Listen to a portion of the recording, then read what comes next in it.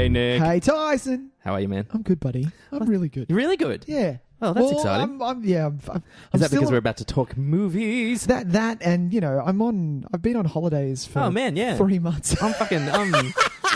I'm like hitting like that real patch of term 3 madness. Oh, term 3. Yeah, term 3 is when all the shit happens. Yeah. Get your shit together.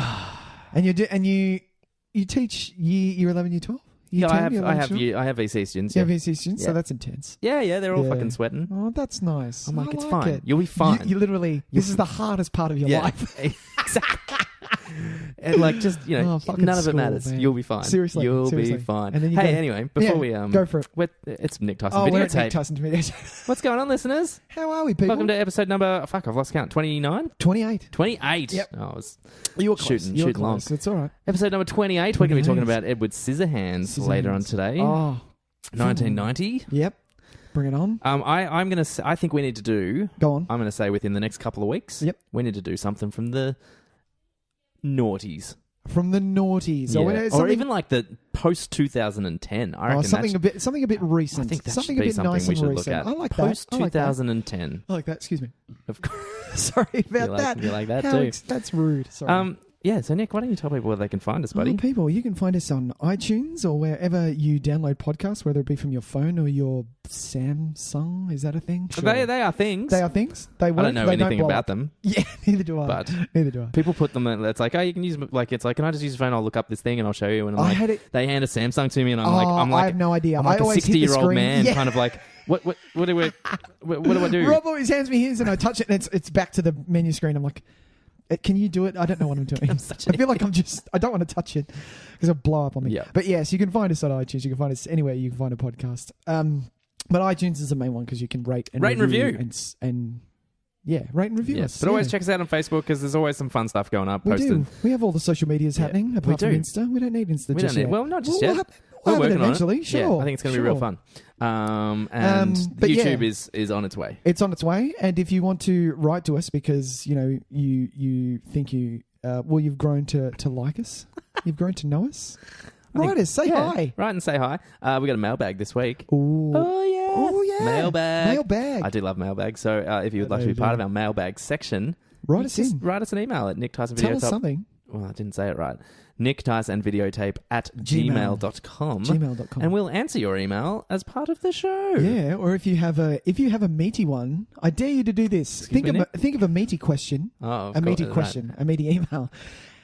Write us in, and it may be so meaty that we have to make it an episode. We might, because that has happened previously. That's happened before, yeah. And our mailbag today, just no spoilers. This is going to be a preview for a meatier episode coming up in the future. Yep. Hey man, why don't we talk some trailers? Trailers, bring it on. Everybody's talking trailers. I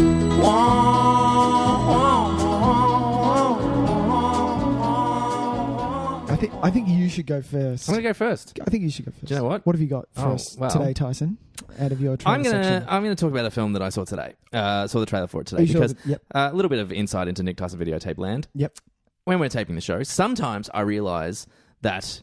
You haven't seen a trailer yet? Well, it's not that I haven't seen one. It's just that I've been randomly watching them without any kind of insight of, I should talk about something. And so I'll just randomly scan through a bunch of trailers. And then on the day of recording, I'll have a panic attack and go, oh, shit. And so I'll visit all these trailer sites and stuff and see what got released. Organised we are. So this morning at about 7:30 a.m. before I went to work. No, that's too early for me. Yeah. It was gross.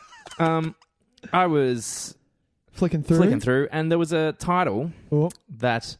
For me, what do you got? I seem to think had literally had no interest in whatsoever. Right. This has happened to me before. Clicked on the trailer and decided it has suddenly become very highly anticipated. Wow, okay. And this is a film that is called What Happened to Monday. Now, this is a Netflix original film. Right. It stars Noomi Rapace, yeah. Rapace? Yeah. Rapace. Naomi Rapace. Yeah, from Girl with the Dragon Tattoo. The original. And from Prometheus. The Swedish version, sorry. Willem Dafoe, Glenn Close. Yeah. And it is... Oh, actually, I'm going to save the director for a little bit because this is actually... Because I saw the premise and went, sure. And then when I read the director and went, I am in. Wow, okay. Anyway, so it's actually a really fucking great premise. Go on. All right, so I'm going to just... you haven't seen this trailer, so this will be really exciting. No, I saw the poster. Because I want to see if your mind kind of goes, like mine did. So... we're living in where it's big dystopian world here, awesome.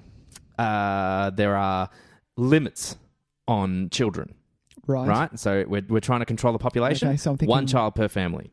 Right. Willem Dafoe. His wife, who I believe she must maybe die during childbirth or something because she doesn't seem to be a character, gives birth to identical septuplets. Septuplets is 7? Jesus. So wait, is the title starting to click for you yet? I don't know. I forgot the title. In order to not have to sacrifice, because the rule is if you have twins, triplets, 2 of them get like... What happens to them? Like lethally injected or something, I think. Right. They get put in like a canister thing and they might just get frozen, who knows. Right. Anyway, so in order to maintain the ruse, he names them by the days of the week and they each live the life of one person each day, the day that their name is. I am in. Right? Because he's like, okay, so you need to put on, we are basically 7 of you are living as one person. Day to day. You're only allowed to... So Monday, you live as this person. Tuesday, you live as the person. They're the same person, but they're living... Is that what you're telling me? Well, essentially, the 7 of them are sharing one personality. Right. Basically, so that they can all stay alive. Right. And while it's not their day, the other 6 of them just hide in a hovel or something. Jesus. Just hide in the house. Hide in a panic room. It's why it's called What Happened to Monday. What Happened to Monday? Is because something happens to Monday. Oh she gets found out and killed, and the rest of the week... Killed! I think she gets killed. Right. Have to try and figure out what happened and survive. Oh my God. Apparently the title has been changed in Australia because my IMDb is calling it 7 Sisters, which is... Right. A stupid... substantially worse title. What Happened to Monday is a fantastic title. Fantastic title. What Happened to Monday? It's a Netflix original. Yep. So I saw the trailer and I was like, wow, this looks really great. Yeah. I like Noomi Rapace. Yeah. I can't say a fucking name. I love Willem Dafoe. Who doesn't love can't go wrong. Glenn Close is doing like the she's doing like the Jodie Foster in Elysium. Remember the kind of the overlord of the rich people, making sure, you can't You're not allowed to do that. You can't do that. So I went and checked it out. Wow. It's directed by Tommy Wirkola. Tommy Wirkola, I'm a huge fan of because he did Dead Snow 2, Red vs. Dead. Nazis in the snow, yep. The Nazi zombies in the snow, which if you haven't seen them, they are just so much fun. Just to be honest, just for the sex scene in the outhouse. Oh. So the first one is kind of... It's still funny, but it leans itself towards more traditional horror. But the second one is balls out, like... Rivals Shaun of the Dead for me as a zombie comedy. Like it is really, really fantastic. See the second. I haven't seen the second. I've only seen the first. Red versus Dead. It's fantastic. And Hansel and Gretel, Witch Hunters, which was a really underrated film in my opinion from the year it came out. I know it got a really bad rap, but it's a lot of fun. It uses a heap of practical effects, practical makeup effects, and I really I was all about it. It was really great. And so. This has jumped right to the top of my must-watch list, and because it's Netflix, it's a Netflix original, it's out in like 2 weeks, and I can just watch it in my fucking house. Fucking boom. Yeah, so I'm really excited. I think it's like August 18th or 8th. Intense. Yeah, 18th of August. 18th of August. Yeah. Wow. So in 2 weeks, I'm going to be able to sit down and watch this. So I'm really excited. That premise, you've got me. It's a killer premise. I don't want to watch the trailer. Premise. I don't want to watch the trailer. I just want to see it. And like Willem Dafoe as like a concerned father figure. Yeah, it's a bit I'm on board. Rare. I'm on board. Yeah, because he usually gets used for his uniqueness. Yeah, he usually gets the kind of... He's somewhat of a more of a bad guy, but he's got such a perfect face for the bad guy. Yeah. And he has played good guys in the past. Absolutely. But there's something about his face that just lends itself to bad guys, and his voice and his mannerisms, and he's very like intense. Yeah. So to see him in this, what I think will be quite a warm role, I'm really excited about. Right on. And there was we're obviously living in a day and age where the special effects of having 2 people, like, we're not in double impact territory anymore. We're not in double impact. Throwback to episode number whatever, when we talked about double impact. Yeah. We're in a time where you can have the same actor play a bunch of, like Orphan Black, for instance, which is basically seamless when you watch that. It's just they are separate people. Yeah. Same with Winklevoss. Yeah, exactly, with the Winklevi. Amazing. Yeah, so I'm really excited because I think that's going to be really impressive to see the 7 of them kind of interacting. Yeah. I just kind of want to see the day-to-day. Yeah, and I think that'll be really interesting, the way that they actually pull off this ruse. Yeah. Like, before it becomes this kind of sci-fi thriller that it does turn into. Yeah. I'm just excited, for that stuff, how they get away with it for so long. Because they make it to... Noomi Rapace's age. Who, you know, she's like probably early 30s. Yeah. So, bring it on. Yeah, I'm really excited. I think it's going to be great. Anyway, so Netflix original. First Netflix original I've actually been legitimately excited for as well, based on the trailer. I know there's been a few really good films, but it's the first one I've watched the trailer and been like, I'm on for that. Let's do it. Well, the other Netflix originals was the TV show. So but TV shows are a very different bag. Very different. Yeah. Nice. I like it. Yeah. I don't know any. What other Netflix original movies? Well, Fundamentals of Caring, which is something we watched recently, was a Netflix original. There was War Machine, the Brad Pitt thing, which I haven't watched. Oh, yeah. I saw a couple of random... Because I'll every now and then just scan through to see what is there, just in case. And I watched a couple of random sci-fi kind of style ones. One called Ark, which was about... it was like... it was basically source code. Oh, okay, it was the same kind of same kind of premise, except it was built more as like a heist thriller. So I imagine source code as a heist thriller, basically. Yeah. And then the other one I watched was something called Spectre, which was kind of like... Do you remember the Spirits Within Final Fantasy? Yeah. Almost like a live-action style of that. Yeah, look, I've tried to rewatch it, and it's pretty hard work. But I remember liking it at the time. So it was similar to that. It was like there were these... they called them spectres, basically, which is probably the best way to represent them. They were basically ghost monsters. Yeah. And it was an army. It was set in the future, but it was like a army warfare style. How would they attack these creatures? So, you know, Edge of Tomorrow influences and stuff like that. And that was not as good as... I liked Ark a little bit better. But fair deal. Yeah, so they make interesting stuff. They're in there. Yeah, exactly. Yeah. And I mean, you know, Beasts of No Nation, which I haven't seen... Beasts of No Nation. I was about to say that it's... No. Is that what it's called? Why do I feel like I'm getting that wrong? I'm thinking of Beasts of the Southern Wild. Is it called Beasts of No Nation? Give it 2 seconds. The Idris Elba? Yeah. Beasts of No Nation. Beasts of No Nations. Well, that earned itself some Academy nominations. And did he get nominated in the end? But he won the BAFTA or something for it. Oh, nice. There's been a few floating around that have gotten some good. Well, that's good to know. Kudos. As of news this week, he didn't end up getting the Oscar nom. He got a Golden Globe and a BAFTA. Netflix is kind of in the red, a bit too much in the red with money wise. Well, it came out this week. I'm sure anyone who subscribes would have got their email about a week ago saying that they are, raising prices. And look, I think I'm okay with that. Are you though living in this country, Tys? Well, if you had, I would be okay with it if we had the variety that our American but at the same brothers time, and sisters have. I think, if I think about it, so I've got a Netflix, I've got a Stan, I've got an Amazon, and then there's the random free ones. Yeah. So, if I think about what I used to do at a video store, you don't mind? It's comparable, I would think. Deal. Like if I went and got 2 new releases for $12.50 or whatever back in the day. That's a month's worth of Netflix. So fair deal. Right. And I know that it's different because you don't really get a lot of the new releases, and I end up paying a little bit extra to watch them on Google or on, Apple TV, the new releases. But I feel like it kind of I'd be happy anything up to around $15, which is kind of where they're sitting now. I think I'm comfortable with that. Okay, cool. Yeah, fair deal. But you're right, they do need to, Netflix especially. Stan do a pretty good job. And they're cycling a lot of material. I feel they need to release a lot more. Each time they release stuff, just a little bit more than they are. Yeah. But apart from that, I think they just need to make their selection a bit more meaty. I would agree. With and I'm not saying with new stuff. I'm saying with it's back catalog stuff. Exactly. You're absolutely right. Yeah. Okay. All right, your trailer, man. Well, mine is a bit different this week. I didn't want to. It's not like yours. It's not going to grab people. But what I wanted to talk about, which I know you're a fan of, is trailers shot for trailer's sake. Shooting a trailer that is not in what you're shooting it for. Oh, yeah, fantastic. Like, so original material that makes up a trailer. Exactly. Yep. So the one that came to mind, which I watched when we did the Comic-Con, I just had a click, and it was the American Horror Story Season 7 Cult. Oh, okay, sure. This thing was intense. This thing was... Okay, so to describe it, there's been a few. There's been like 3 or 4, I think, but the one that I watched was... 3 circles of clowns. Ooh. Now, they're not normal clowns. They're sort of like Slipknot clowns. Ooh. Yeah.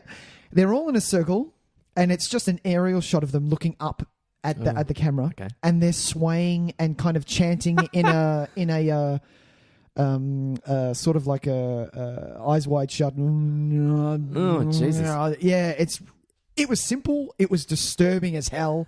That intercut with the title Cult. So what's the theme for this season? This season is Cult. Do we know any details about? I don't. Because I don't watch the show. Yep. So they do a different story. But they say that seems to give more. Usually the titles I think are a bit more. You have a better idea of what direction they're going. You know, when you see something like Coven. Is there one called Coven? I think there was. Yeah. You know what it's going to be about. Yeah. You see a bunch of clowns in a circle and it's called Cult. You're kind of like. Which is so great. What are we doing here? Yeah, but that's Cult of clowns. But it could be. It could not be. You know, because haven't they already done like a circus one? Yeah, they've done a circus one. Was it called Circus? Freak Show. Freak Show. Yeah, that's right. Yeah. So they've had the Asylum. They've had the Coven. They've had the Freak Show. Is this what was the last one? No, they're up to like 7 or 8. No, this is season 7. I looked it up. They've had a fucking ton. They've had a ton. Was there a hotel or something? That's right, hotel. Well, no. Was it called Hotel though? I have no idea. Anyway, we're getting away from it. A spooky name. But but it was just so frighteningly disturbing. It was dark. It was eerie, and I love that things like this. There's no plot is divulged, yet I am pulled in to rewatch this because I signed out of American Horror Story back. So first season, I gave it 5 episodes. I was like, "Babe, it's not for me. You watch it. Tell me if it's scary." Yeah. She watched it. My wife has watched all of them. Wow. I think bar one. But yeah, and then she watched Asylum and said, "You will like this. It's quite scary. Watch this." So I watched all of Asylum, and then I was out. I haven't watched any more. But yeah, it's everything that I'm about with trailers. If you're going to shoot something that is completely different from any plot or storyline whatsoever, more power to you.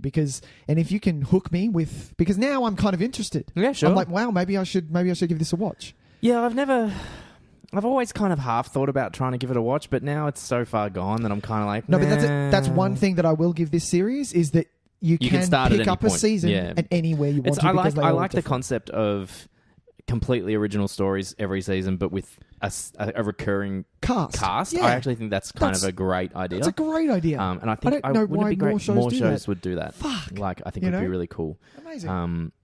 But yeah, speaking of fucked up clowns, did we see the newest It trailer? I think did you post? I did post it. You can check on our Facebook. You can have a look at it. Chances are everyone's seen it by now, but I didn't look at it because I've seen enough. Sure, I don't want to. Yeah, it just keeps getting better and better. Like everything about it looks fantastic, and it is so uncomfortable trying to watch those trailers. They've just done a really good job of that. Like I can watch horror movie trailers pretty comfortably. You're okay? Always. Yeah. But these fucking It trailers, man, they get it. They really get it. I love that. So my wife can stomach some scary stuff, but one of my favorites, this is a little bit of a favorite trailer story. So back when, what is the Paranormal Activity? I think it was 3 or 4. The Ghost Dimension?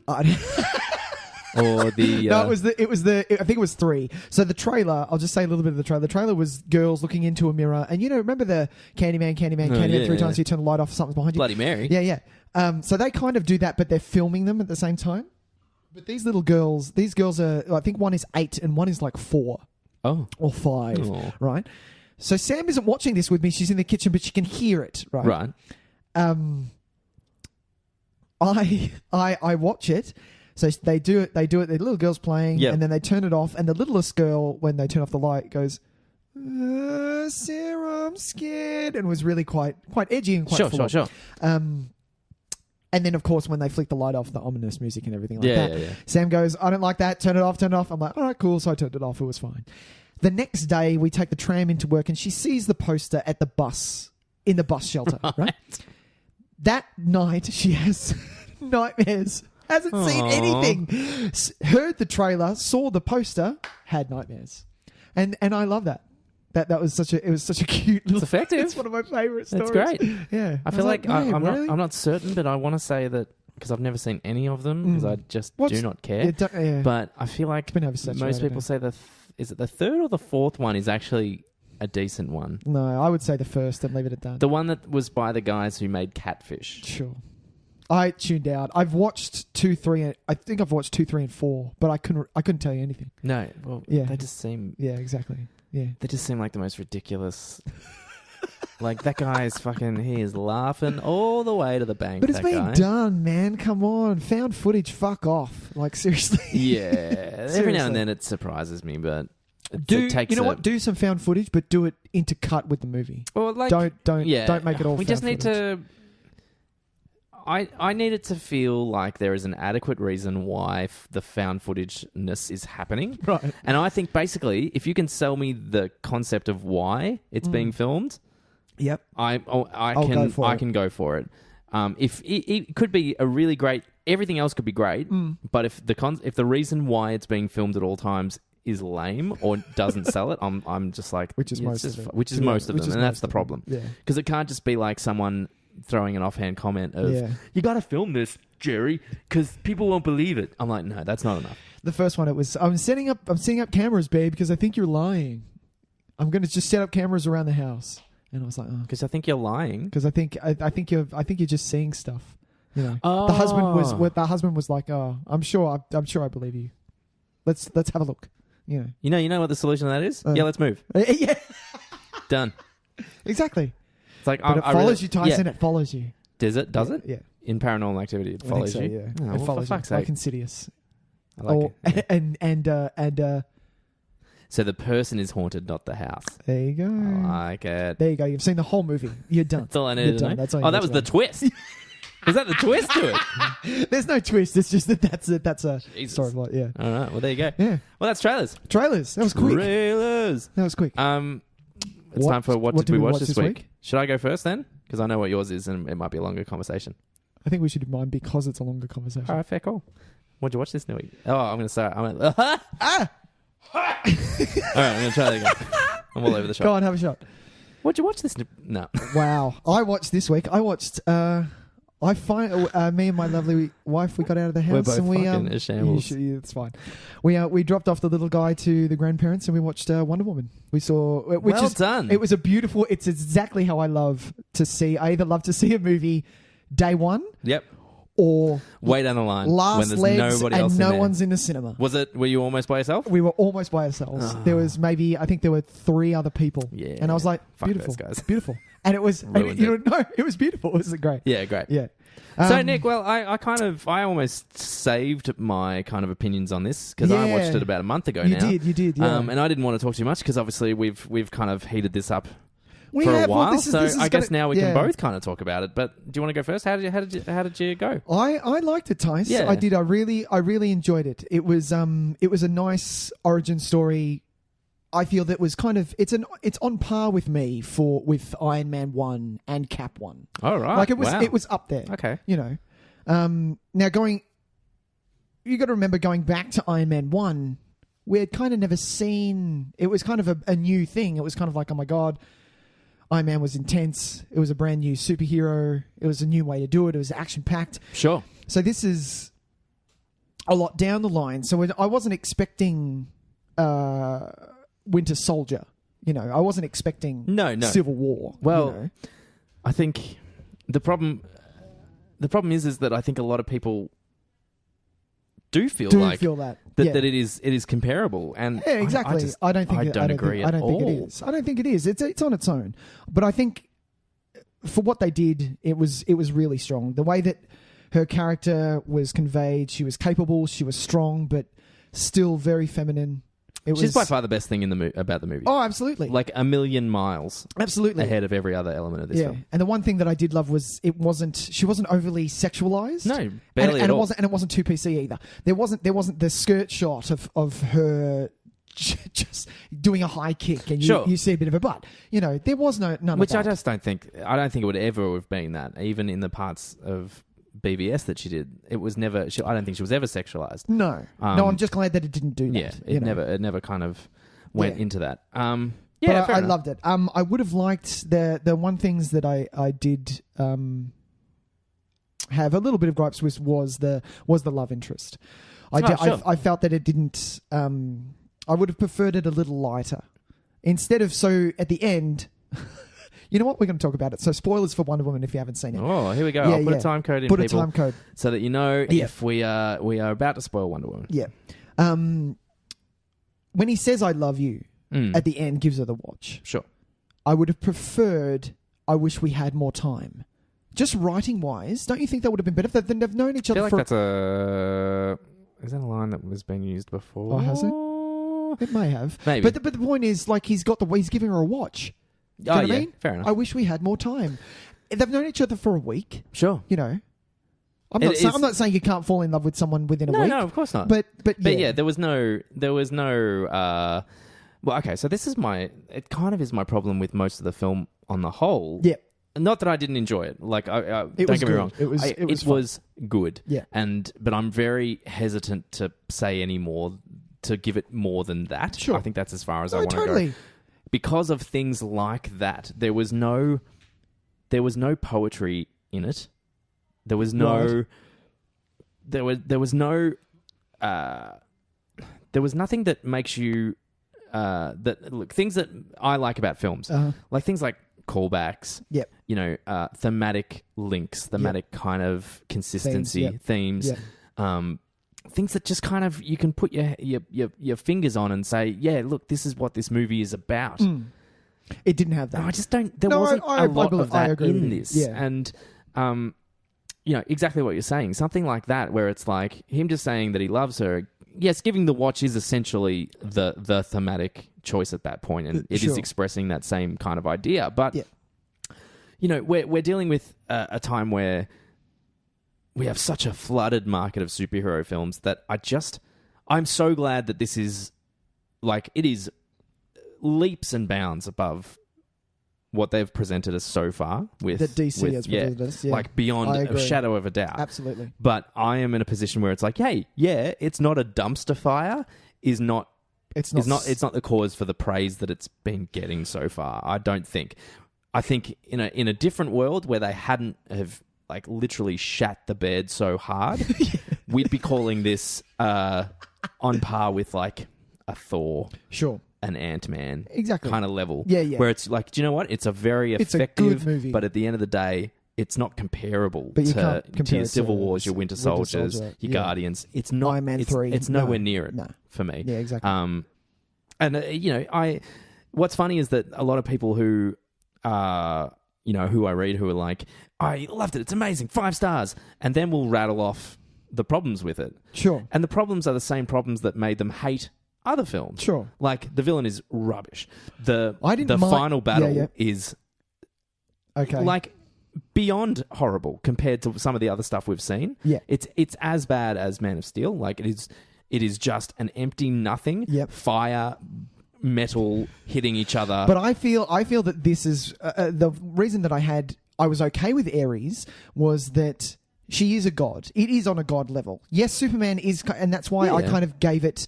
That was the kind of okay with me. It's not so much the show of their physical force. Yeah. I think it's just the lack of engagement in their fight. Yeah, I know what you mean. Because in a fight with Wonder Woman or Superman, the only way that they can kind of one up each other is you throw a rock, I throw a car. You throw a car, throw a tank. And look, but this is the danger. This is the problem with that DC has yet to kind of handle. Yeah. Is that they're dealing with characters that are a lot stronger than Marvel. Yeah, absolutely. And they kind of shot themselves in the foot by making by the way that they filmed Man of Steel. Yeah. In the fact that instead of it being that when two unbelievably powered individuals met, instead of it being that it almost cancelled each other out. Thrown into a building? Always gets thrown into a fucking building. It had to be the extreme. Wouldn't it be amazing if that Superman, yes, he can throw a tank, but then he goes to punch Zod, and instead of Zod flying 100 miles into another state, it's like two humans punching each other. Yeah, and exactly. Zod just turns his head, and it's like,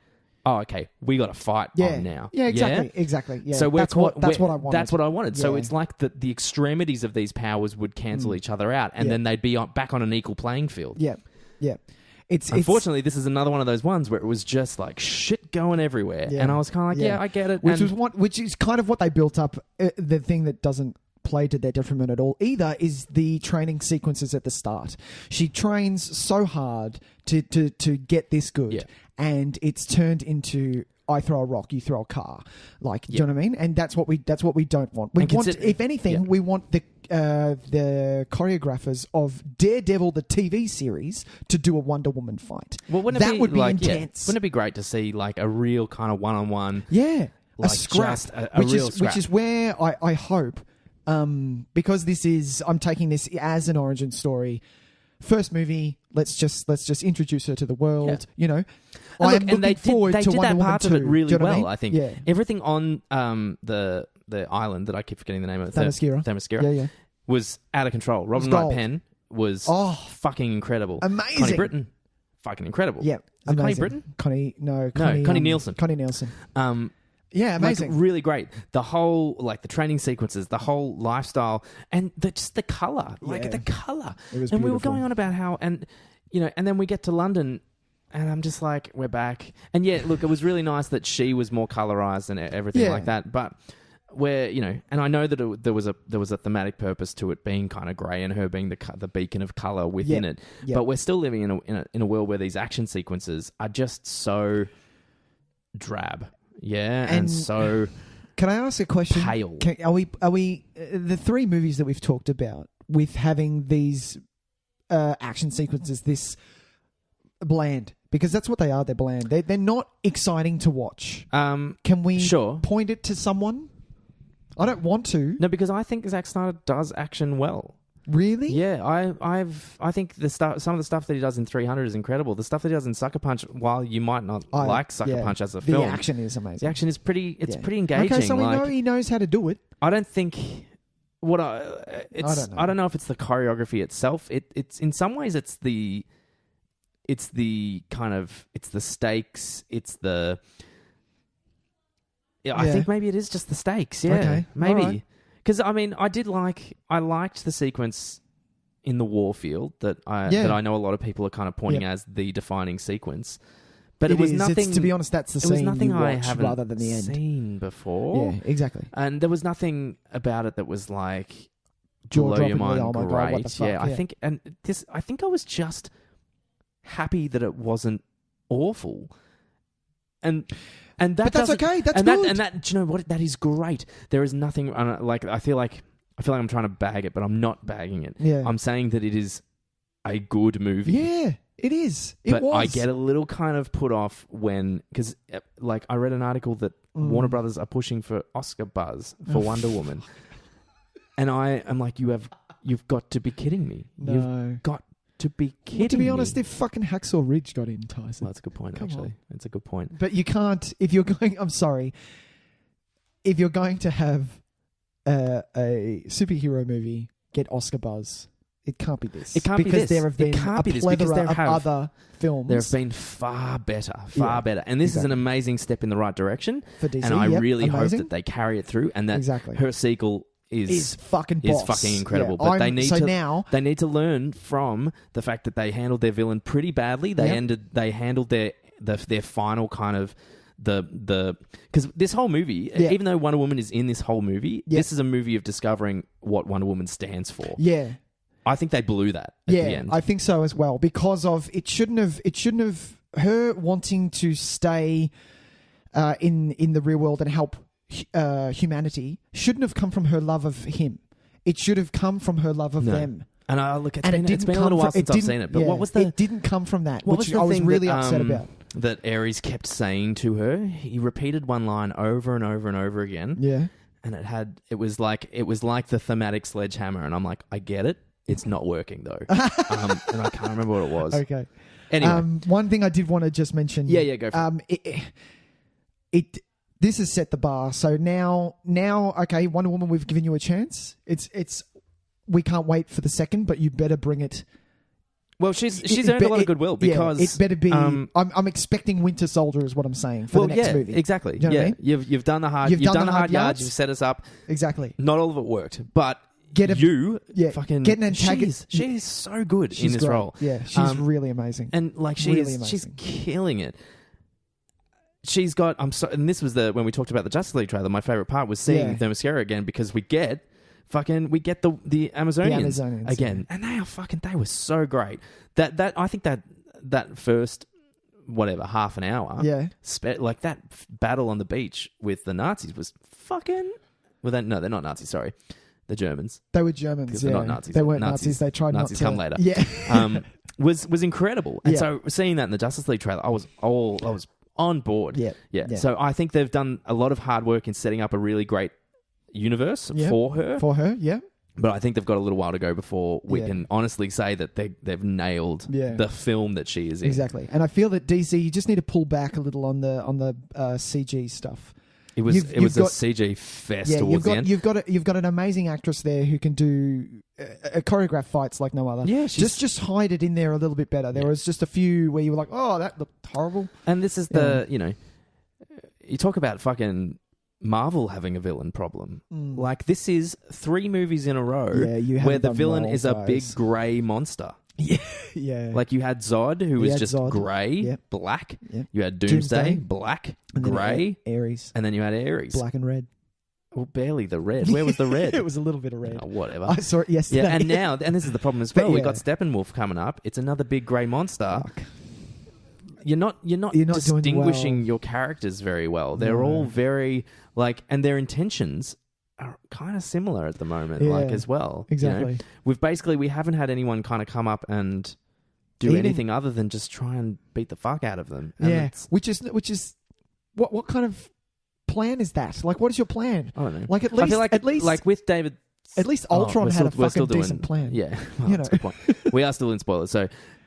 I think by making David Thewlis, however you say his name, Ares, Lupin, I think they feel like that was the hard work done. Yeah, and it's like no, it still carries on. When he becomes the big grey monster, we still need to be able to kind of fear and I didn't mind have a sense of his end goal. Out of other all than the just grey the monsters that you just told us about, Ares is at the top for me. He was designed the best. He was, for sure. He was up there. It was a cool design. Though Sam turned to me and said, I knew who it was from the get-go. I'm like, really? Wow. I didn't, but you kind of, by the time you do a bit of process of elimination, well, it's not them. It's not them. They give you really big hints. There's only so many recognizable faces left. It's going to be him. It's going to be him.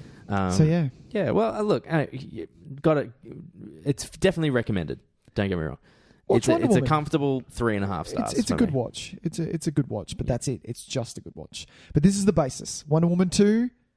Step it up. Justice League, step it up. Bring it on. If this starts going downhill from here, it's like we're all out. There's not enough. There was a lot of goodwill from it, but there's not enough to sustain another 3 shit movies. Like there's enough for maybe if Justice League doesn't work out, we'll all still tune in for Wonder Woman 2. Yep. But if that doesn't pull the bar, it's kind of like, you know what, we're done. So that's what I watched this week, Tys. What did you watch? I'll just talk briefly because we've had a substantial chat. No, that's all right. I was glad we wanted to talk about. We did. I rewatched because it just popped up on Netflix. I watched the other night. Terminator Genisys. Yeah. What was it? Last year or the year before? Maybe 2016. Yeah, 15. 15. So it's 2 years old. 2 years old. Yeah. And have you seen this movie? I have. Yeah. I couldn't tell you anything about it. Okay. Sure. I did watch it though. It's incredibly forgettable. Yeah. It's not the direction that the franchise should have gone. Right. I think it has some redeeming features, but overall is relatively disappointing. Right. But what I really liked about it, and there's one thing I really like about it, and that is it's got a lot of it's got some sass about it. It's happy to say, do you know what? We're gonna really jump in the deep end on this one. Yep. And it's probably not going to work, but we're going to give it a good crack. This movie really takes some pretty exceptional gambles. Yeah. With it does. With I remember that a lot of things with Terminator lore. With it kind of rewrites a little. It rewrites a fair chunk of it. Yeah. And even the way it just kind of it frames the first half an hour as like an alternate version of the first film. Yeah. Which I'm like this, and I remember watching it being like, this is out of control. And I was on board. Really, pretty much. For anyone who's seen it, pretty much until they jump in the time machine to go to 2017. Mm-hmm. I think it stands up like quite well. I think it's there that the movie just crumbles away. Yeah. And not in a completely movie-ruining way. No. I think it's still incredibly watchable. I think there's some really great action sequences. I think Arnie is doing what he does, and it's very effective. Yep. I don't mind Jai Courtney for one of the only times in my life that I've just been kind of like, yeah, you can be in this movie. That's okay, Jai. And Amelia Clark? Amelia Clark I think is great. I think she kind of... Do you think... Yeah? Sorry. Well, I think we're about to say the same thing. For someone who kind of isn't a physical match for Linda Hamilton. To be honest, rarely women are. Sure. I think does a really good job with the attitude, with the energy, and with her performance. Like she has something. Holds her own. Yeah. She and so look, it's not for everyone, and I know a lot of people. It's kind of if they're gonna do anything again with the Terminator, I think this is the one that's going to be ignored. And just kind of like, that didn't happen, that we fucked that up. Yeah. But it's a good little standalone. It's like one of those what-if standalone stories. Yeah. I think that we should treat it as like an extended universe Terminator film. Absolutely. Where it's like, but what if... Is kind of... What if... This is not really canon, yeah, but, exactly. What if when John Connor went back... Yeah. Just at the moment he went back, Skynet attacked... Sorry, when Kyle Reese goes back, Skynet attacks John Connor and fucks the timeline up. Yeah. I like that. And it makes for a really nice story. Like I love like what if stories. Like some of my favorite Buffy episodes are ones like The Wish, where we get to see the alternate universe where Buffy didn't come to Sunnydale and stuff like that. Oh, nice. You don't No, I haven't watched any Buffy. So, I've watched 2 episodes. Yeah, so those kind of things are the ones I love. Those kind of stories because it's just imaginative. And whether or not they pull off every element and you get a fully coherent, great story that you want to include as canon. Yeah. Sometimes it's kind of like, you know what? They had a fucking stab at it. Yeah. It created some interesting there are some interesting character interactions. Yeah. There's some interesting we can look at things from different angles in this environment. It says some interesting things about kind of how we treat outdated technology. Yep. At the end of the day, it's harmless. It's fine. And it's done. It's fine. Yeah. Yeah. I'd give it a watch if you didn't see it, especially if you were scared off because it got reviewed so badly. I would definitely say give it a watch. Yeah, I'm going to watch any Terminator movie. Even if it doesn't have Arnie in it. Yeah, I'll always be watching it. But you did hear, I think it was last month, that James Cameron has come out and said, I'm going to make a trilogy. Well, I don't think he can direct them. Oh, is this news? This is news.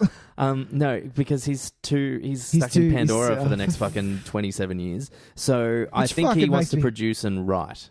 Right, okay. Which he can produce. He can come up with the story. Hopefully he doesn't write them. That's kind of I want him to direct. Do you know what I feel? You know what my take on James Cameron is? I feel that it's the Spider-Man with great power comes great responsibility. Yes. James Cameron, you make amazing films and you are fucking wasting your time with 3D bullshit. But I feel you are wasting your time. I am missing out on James Cameron movies. I'm fairly certain every person in the world is in the same boat in me. If James Cameron said, I'm not making any more Avatar sequels, I'm going to make this. Fine. I reckon 98% of the population would be like, yeah, that's fine, man. We had enough Pandora. We're kind of done with it. Shit. It's that thing where for a movie that is the highest grossing movie of all time, it has made zero cultural impact. Yeah. It's this thing that exists in the internet is the theory that how can a movie that made so much money have made nothing. Zero? Because you talk about like no one goes as a fucking what are they called?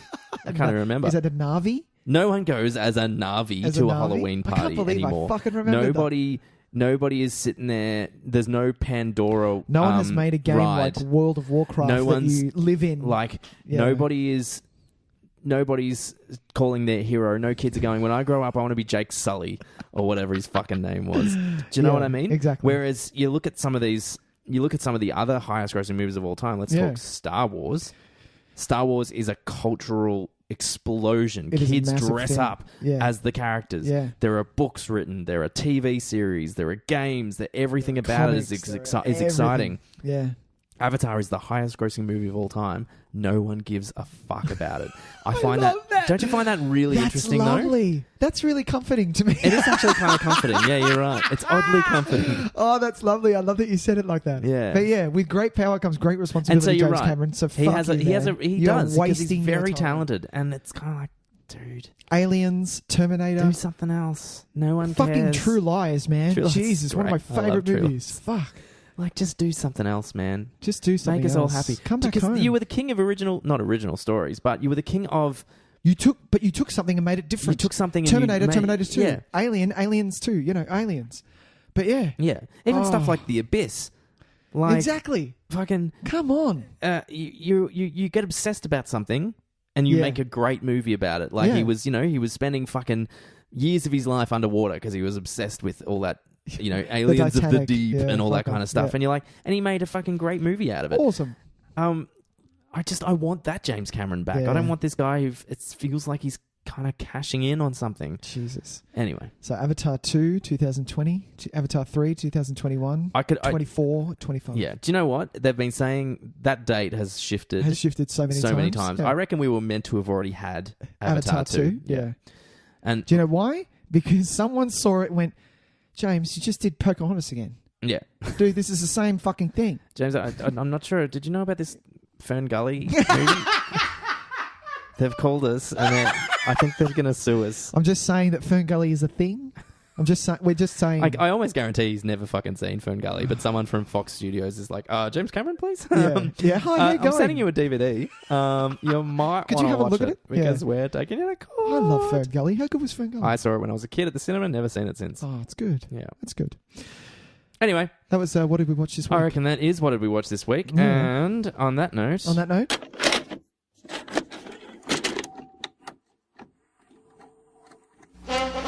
And now for our feature presentation. Well then. Hang on, wait. How right is that? That's the old one. I loved the old one.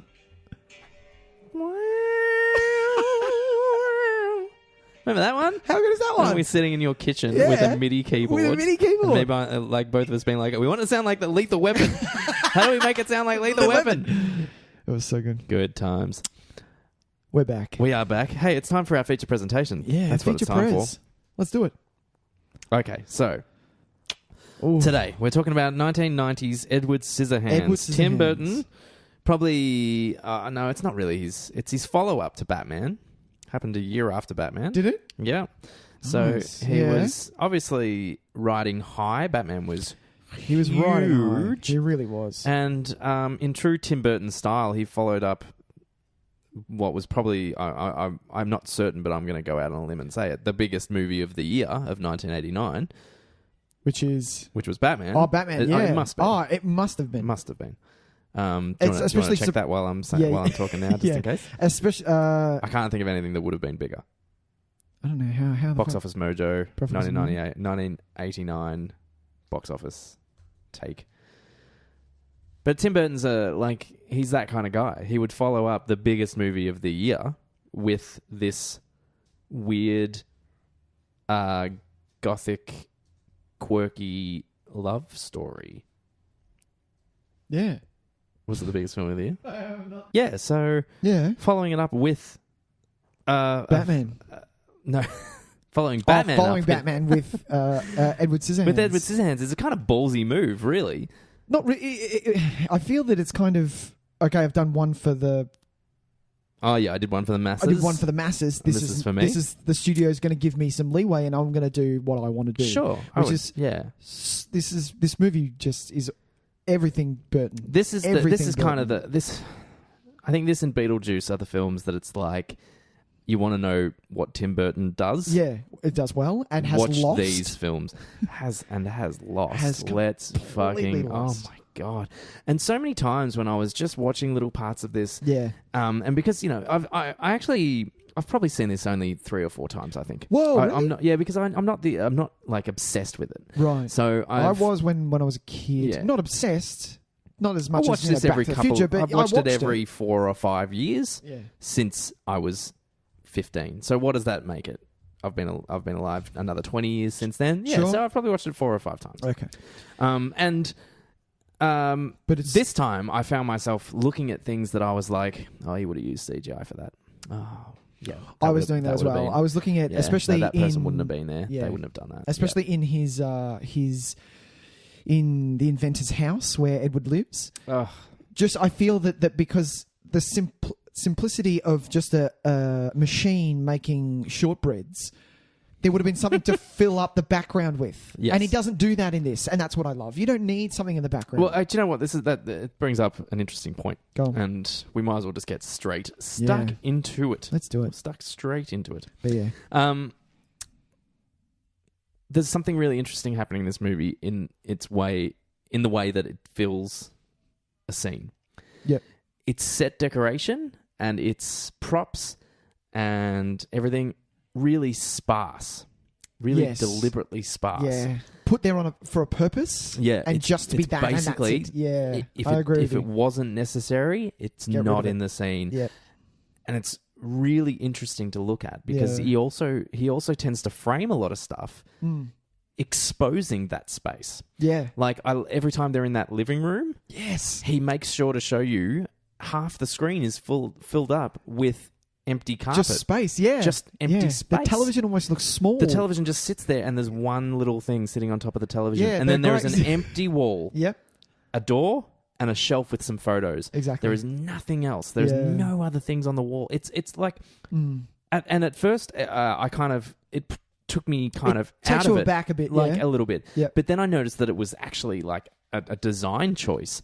As when things went on, when I was like, oh, that they're doing it there as well. Everything is just the bare necessities of what is required for that scene. And then you go up to kind of his garden, and it's just an explosion of things, look, it's the contrast. It's what I think he's trying to... I think this is... the metaphor of this film is achieved quite effectively. Whether or not the rest of the film is as good as that representation is, I guess, kind of up for discussion. Sure. But yeah, the one thing he does really well is the thematic stuff in this film.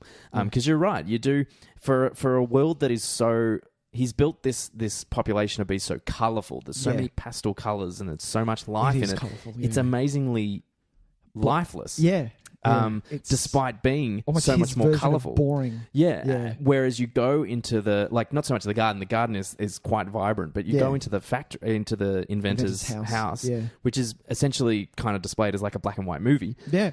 Feels so much more alive. And I think that's a really that's a great... Especially with the trick, the gargoyles and the way that the stair banister is all edgy and sort of... And look, the inventor's house is straight out of the Burton handbook. Oh, absolutely.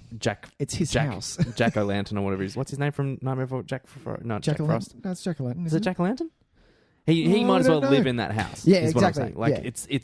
It's that kind of vibe. Yeah, absolutely. But yeah, I loved it. I can't... When trying to write down stuff for this movie, I can't find a bad thing to say about this movie. I can find a few things. I'll tell you what, though. It's funny that you say that. This is the least I've written about a film. Same for me. While watching it. Yeah. Easily. Yeah.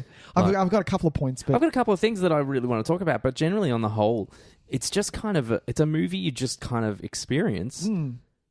And then, and then get on with your life. Exactly, but it's such a simple movie as well. Yeah, well, and it, what I think, there's nothing because it's based on a picture he drew. Apparently, I read as a child, he drew Edward. Yeah, and then he's based this film around them, and he's used a very kind of.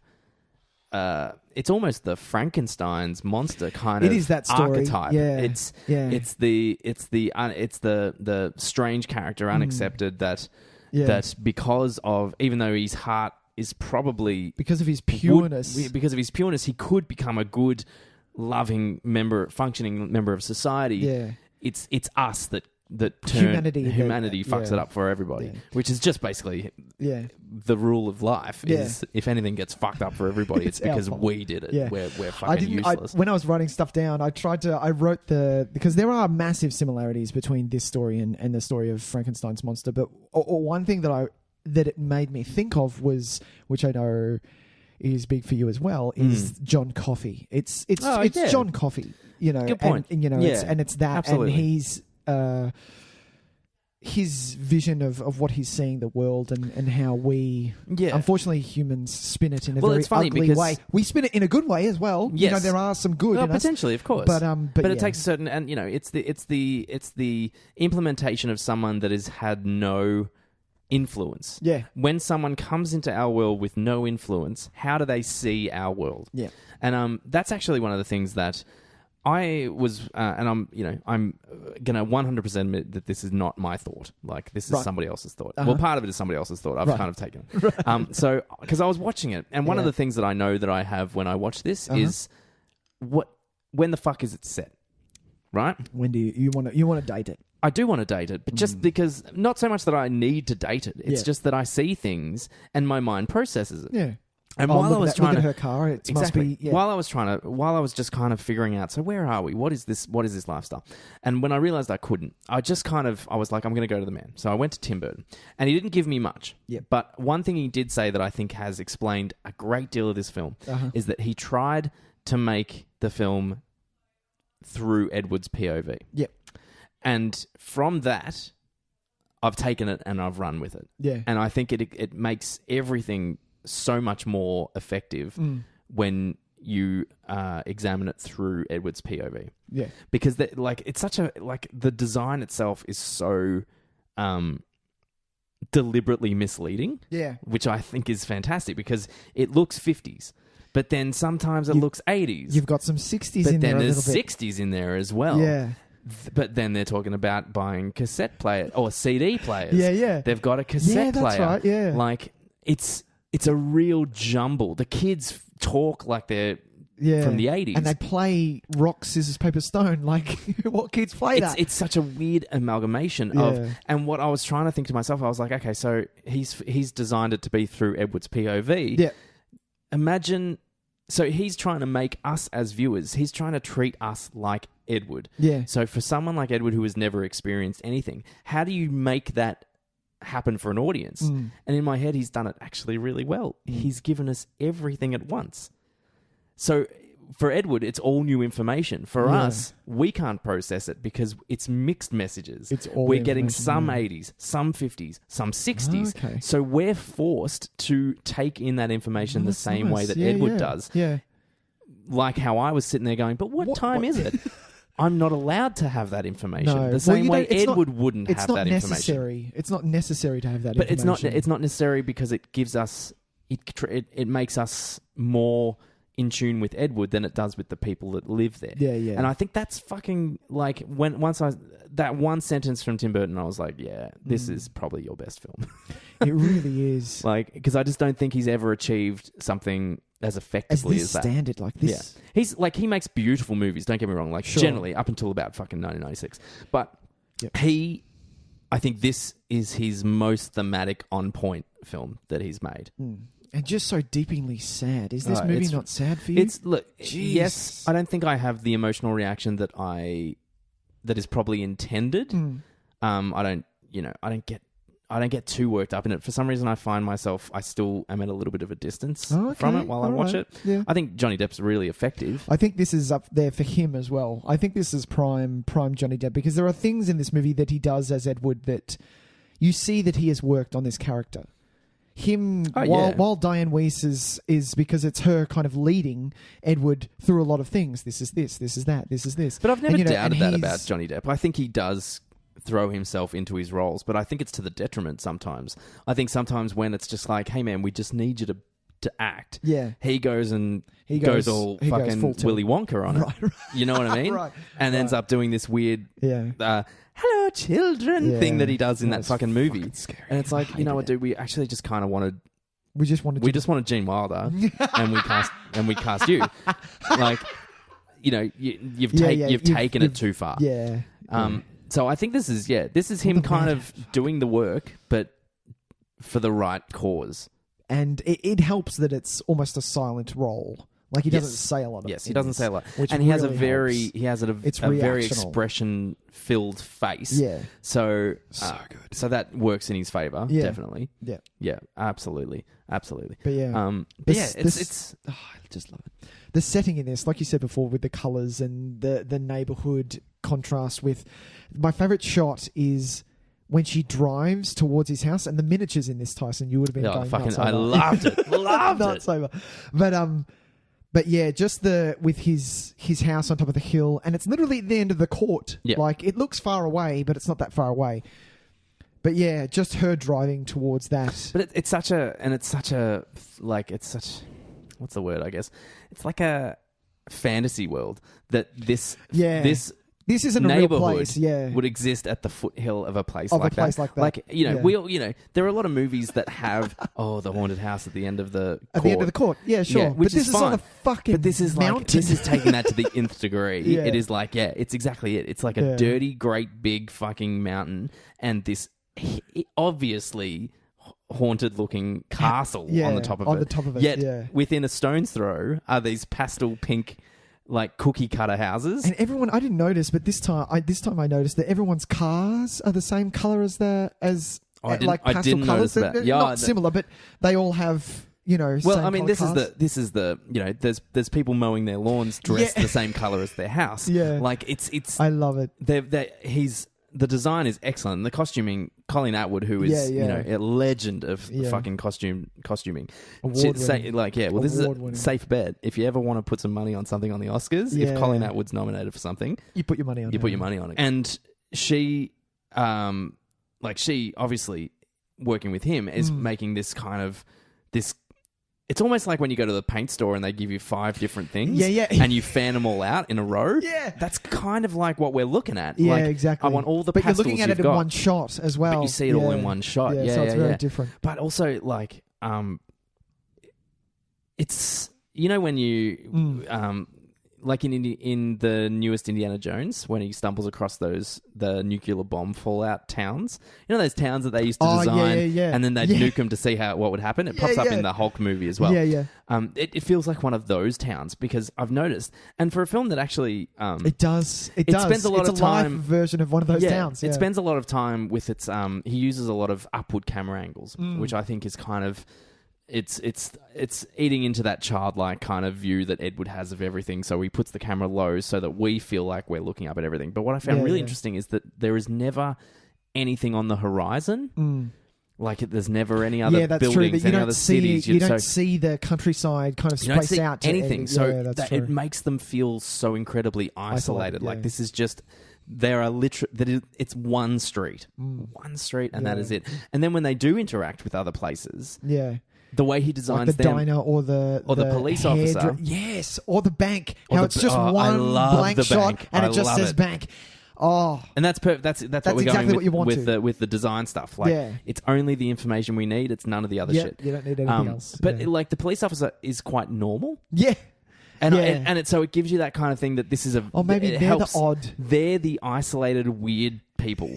And out of nowhere, elsewhere, the rest of the world is going on. It's fine. This is this isolated little place that doesn't exist probably on any plane of existence. It is just its own little world. It's like it's like the city in Dark City. It's like an alien. It's an alien place just living by itself. Place. But I would live there. I would live in Dark City. In Dark City, yeah. Fuck yes, I would. I would own a jazz club. Keep things interesting, exactly. Wouldn't it? You'd have a jazz club one day and you'd be a fucking weirdo murderer the next day. So. Yeah, that's true, yeah. Spoilers for Dark City. I need to watch that again. But yeah, so like there's some amazing like design, art direction choices going on. Yeah. I don't know if it carries through the rest of the film, but... You get a sense of it. Well, because the story comes... There's not that much of a story, is there? It's just him reacting to stuff. But you don't need to have that much of an in-depth story with this. You don't. It works just as well. I think, if anything, it doesn't really sell their love story. I think that is a slight problem. You didn't like that? I think maybe it just tried to do too much work in too little time. I think it could have been more effective, but because we're working kind of with a fantasy fairy tale style, so she has to say that she loves him. Yeah, but at the same time, I also think it might have been a little bit more effective if it was like, I wish we had more time. You're right though. I think one day I might love you. Yeah. I don't love you at the moment. Yeah, no, I believe it when she says people are giving you a hard time, and you're actually a really but you're actually a really cool dude. You know what I mean? Is that a sympathy love? No, I don't think so. Because I think I think there's nothing wrong with admitting that I would have fallen in love with you. Yeah. And I think her saying, I love you is more it's a fairy tale. It's the fairy tale. She's letting him have the information that would only come after a lot of time. Yeah. So, but she's giving it to him now because she knows they don't have time. Yeah. Do you know what I mean? Absolutely. Absolutely. And so, no, but I kind of buy that, especially because it is a fairy tale and you see it as that. This is not what you've said before. This is not really set in the real world, sort of thing. This can't be. As soon as you tell me this is set in a real world, I'm like, you're an idiot. You're wrong. You are wrong. So because of that, I give them the benefit of the doubt with the love story. So I kind of I believe it, and it's beautiful to me, and the chemistry is kind of there.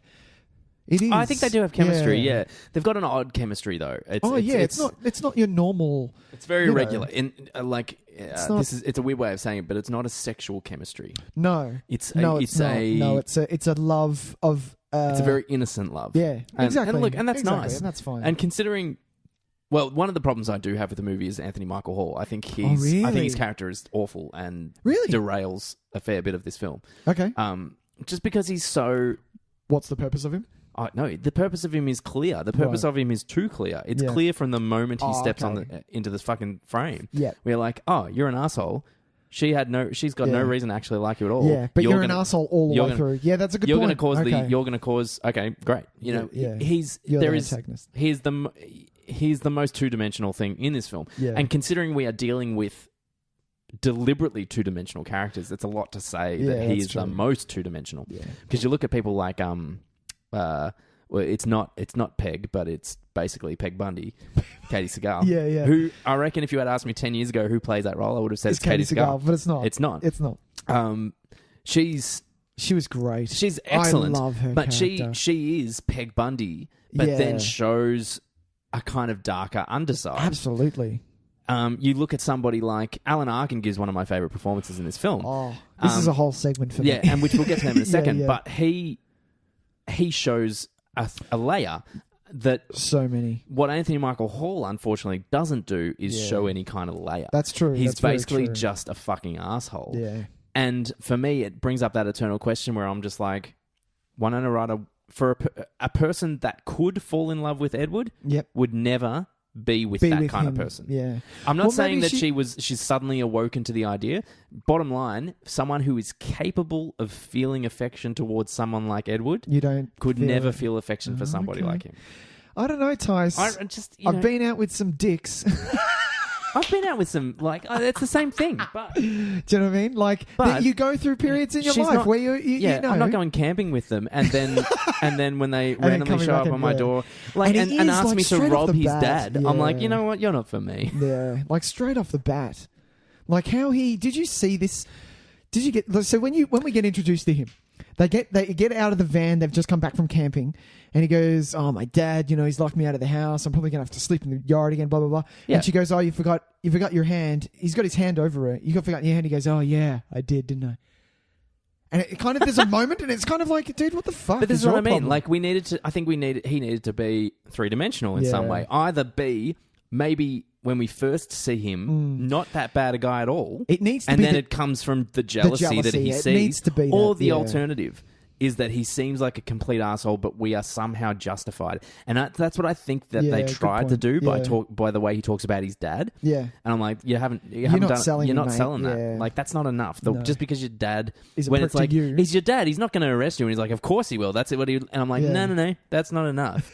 You can't hang a hat on that. That's not the way it works. That's a good point. So he and spoilers for Edward Scissorhands. I don't like that he dies either. No, I actually don't like that either. Watching this again, you're like, I think that's too much. It's pushing the envelope. And I think it kind of because at no point he is a threat, but at no point has he shown himself to be a legitimate he's threat not gonna, to Winona Ryder. Yeah. He would. I still want to believe that he's not going. Yeah, he's an absolute prick, but he's not. He might try and beat the shit out of Edward, but I don't think he would ever try and beat the shit out of her. And I think he does give her a backhand in the thing. I know, but because it's a sort of. I'm not defending him. He's a piece of shit, but I think killing him is like it's too far. It's a moment too far. Yeah. I think But I don't think there's any what other. Well, I think that's what other ending I think the making him the force that drives the conclusion, I think, is a mistake. Okay. Yeah, I think, and basically up until the moment.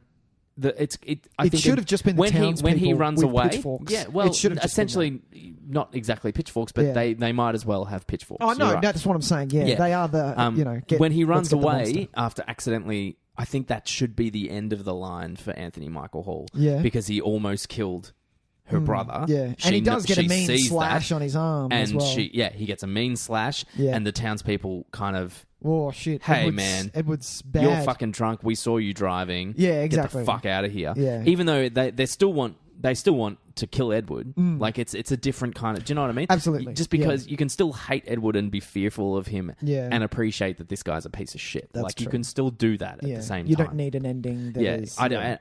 I'm trying to think of who could be. Well, I mean, you just didn't need it. You could have just said that as they chased them all up, they could have had a moment together. And then she could have come down with one of his hands and said, "He's dead." Yeah, I don't know, but it needs something. But but the whole thing with Anthony Michael Hall reeks of needing something. Yeah. And someone smarter than me should have figured out that it's not him. It should have been somebody else. That's so true. Yeah. Alan Arkin, though. So let's talk about the family. Diane Weiss and Alan Arkin are just... They sell this thing. They are beautiful in this movie. So watching I've seen this movie quite a lot, and he goes up... I've made a list. I feel I've said this before. Sure. He is... I think he's second in my list of all-time movie dads in Edward Scissorhands. This dad. Wow. Because he is just he's such a warming, beautiful, lovely man who has the best lines in this movie. He has the absolute best lines. So for starters, he's sitting there. Yeah. He's just at the start when we're getting to know Edward a bit, and Edward's doing the gardening and stuff.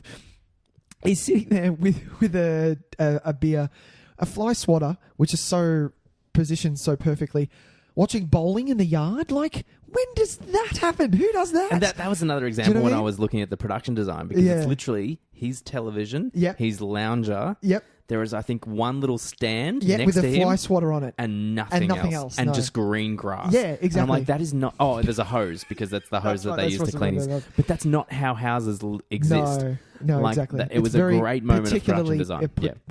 But yeah, I love all of Alan Arkin's moments in this. Him talking about the teenage girls with glands and they blow up, And he's really great because he comes across as being kind of simple or something. Yeah, but it exposes just this warmth. Yeah, it's beautiful. It is beautiful. Yeah, and the way he just completely is dismissed or is unaware when Edward says the whole and then she took all her clothes off. Yeah, he just continues going. It's good for a guy. The whole rest of the family goes, yeah, you're gonna, the eyes everyone widen else is and everyone like, just kind of goes, what the fuck? Oh Jesus! Yeah. Which we'll talk about in a second because I do want to come back to that. Yeah.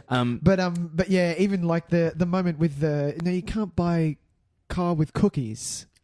And the kids, you can't buy a car with cookies. Am I right, Jim? Yes, sir, you're right. All of that stuff. Oh, I loved it. And him like putting up all the Christmas lights and singing. Yeah, wonderful. It was so beautiful. So beautiful. But yeah, Diane Weiss.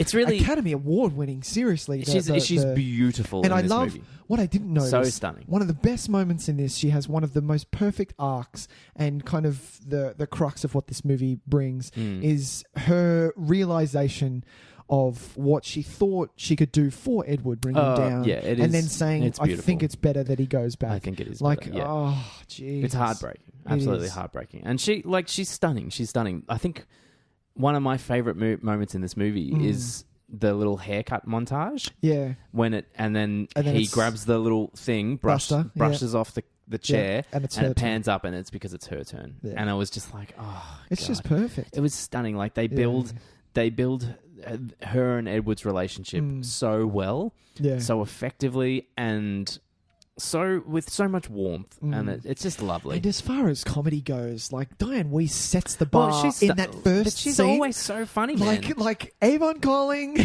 and she does that. Weren't you just here? Yeah. And the whole buy peg. That whole thing. Oh, exactly. Fucking sells. I never buy anything. I know. All right, see you. Yeah, exactly. Yeah, Diana Weiss is this is amazing because we've talked about Parenthood. We've talked about this now. Yeah, exactly. She's popping up in a few things. Yeah. And I've always been a fan, but I think I'm it's more appreciating just how fucking great she is. Yeah, because exactly. she's just... Oh, we've done... she was in Lost Boys as well, Tys. She was. She might be our most frequent appearance. That's beautiful. That'd be amazing if Diane Weiss is our top actress. She's our top. That's even top actor. Yeah. We've only done 2 Arnies, and he hasn't supported in anything that we've done. Good point. We'd have to double check, but have we done 2 Arnies? Yeah, we Running did. Man Running Man and Conan. Oh, Conan. Yeah. Diane Weiss leading the tally. So she should. Nick Tys and Videotape. And we haven't even spoken about my favourite Diane Weiss performance, which is Bullets Over Broadway. Oh, she is fucking incredible in that film. I love Bullets Over Broadway. It's the only one of it's easily one of my favourite Woody Allens. Like easily. Yeah. So all right. Well, what else have we got? I got a few things. Yeah, go on. See, this is the extent of me trying to figure out. If I look at my notes, right, it wasn't until about 3/4 down the page where I kind of clicked and went, "This is the reason why it is so indistinguishable." The time, because I'm writing. Stuff. I was writing stuff like, "Hang on, okay, so that's 80s. Yeah. Oh, this is kind of 50s though." And then it was like someone played "It's Not Unusual" on a tape deck, and I'm like. So I Googled when it was released. 1964. Right. Interesting. Then there was another one that was 1969. I'm like, so post-69?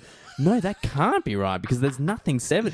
Like, this was the extent that I was going to. And then until I accepted the fact that it was like, it's like a distraction technique. Yeah. It is Burton's distraction Yeah. to say, no. Imagine if you'd never experienced the world. Exactly. How overwhelming all this information would be. This is what I'm doing to you right now. It's so clever. Yeah.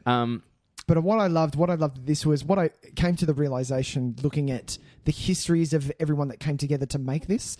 This is the start. This is the birthplace of the love of the combination of Tim Burton, Johnny Depp, and Danny Elfman. Because those start credits with that Danny Elfman, it's the you know what it is? It's the chorus that bringing up where it. I don't think we're alone I'm alone in saying that this is. Go on. Easily, but this is I'm making dramatic statements. Good, go on. I could be over exaggerating, but no. I'm going to go out on a limb. Yeah, easily Danny Elfman's best score. Oh yeah, it is beautiful, and he's done a lot. But I don't think he's done anything that is so perfectly suited to the material as this. Yes, that's true. The theme that kicks in while she's dancing in the ice. Just so effective, incredibly effective. Yeah. And this is last week I mentioned how I had experienced this story in many forms. Yeah. And I wanted to just mention briefly that I actually got to see the ballet of Edward Scissorhands when it was at the Art Centre a couple, maybe 6 or 7 years ago now. Yeah. I can't remember. Ooh. Yeah. And it was an incredible experience. And it was using a lot of Danny Elfman's music as well. And so you heard it played by an orchestra. You get to hear this kind of this beautiful score, and you get to see this like I remember it distinctively that moment, like above anything else. Yeah. The moment of her dancing in the ice in the snow, and the beautiful melody, and obviously watching an actual ballet dancer do the Winona dance. It was just gorgeous. Yeah. It was such an amazing and really a very excellent choice of material to adapt for an opera. For a ballet? Oh, sorry, not an opera, a ballet. Yeah, because it's so not dependent on dialogue. No, I was going to say even the you could watch this on classic pretty comfortably. Yeah. And I think you would get what you need to get out of it. Even him like creating it was just beautiful. I remember really enjoying it. Yeah. That would have been great. Yeah. Yeah. But you don't you really don't need the dialogue. No, you don't. No. It's such a visual experience that it tells you all the stories, and that's what I for some reason I had it in my head that the Vincent Price stuff was all silent. I didn't realize that I couldn't remember that he actually spoke during it. Oh right, yeah, yeah. I almost think it'd be better if he didn't. No, I like it. I don't not like I do. it. No, I agree with you. I think it could be done with him not talking. With him not talking, it might have been because he's got such an evocative face. Yeah. Like that moment where spoilers for Edward Scissorhands, where he passes away. The way his face changes from it's quite the most like this scary. Most beautiful love that he's felt, and this he's giving every part of him to Edward, and it just falls away almost like 1 millimeter at a time. And I'm like, fuck, you are just so good at this. Like, there's a reason why he was like a legend. Absolutely. But a legend of a certain age, where it was not about subtlety, it was about the theatrics of it. It was like, massive. It was beautiful. Big. But yeah, he almost didn't need to speak. Was this which is bizarre? I'm just going to quickly look. But is this the only collaboration between Vincent Price and Tim Burton? Because if any two pairings are meant to go together, I have a feeling that he had something to do with the short version of Frankenweenie. Oh, okay. Let's have a look. So before Frankenweenie became an actual movie about 5 or 6 years ago, he did a short film. And why do I feel like he had something to do with that? Okay. No? No. Okay. No, Interesting. it's very... Unless I'm... I feel like they must have... Sparky's Magic Piano. That sounds like... I feel like they knew each other, though. They must have worked together. They must have worked Maybe together. It was... Oh, no, Edward was much after this. It might have just been a love of... Because this was his last... That era of cinema. Yeah. It might, because Tim Burton obviously has a massive love for that classic horror. Oh, like, absolutely. You can see it in everything he does. Yeah. So it might have just been an appreciation where he was just like, do you know what would be really great? Can we make Vincent Price the creator? Can we get the inventor? Yeah. I read that it was written with him in mind. Him, but I mean, you still write the character. Like, even saying it's written with this person in mind. Yeah. You don't know whether they're going to get them. You don't know whether you're going to get them. Exactly. You write the character still regardless. So going to your producers and then saying, I really want Vincent Price for this. Yeah. Exactly. I think it would have come from an appreciation of just what he's contributed. Yeah. I have a question. Okay. Does once the inventor dies, does Edward can Edward bury him, or does he rot there? Who moves his body, Tys? Does he just wither away? Well, the only thing that gives me hope is that Edward can put on his own pants. Because he put on his own pants. We've seen him do that, yes. Yeah. I feel he can move the inventor. That dead body's still there, yeah. No. It must be. No. Unless he kicked it. No.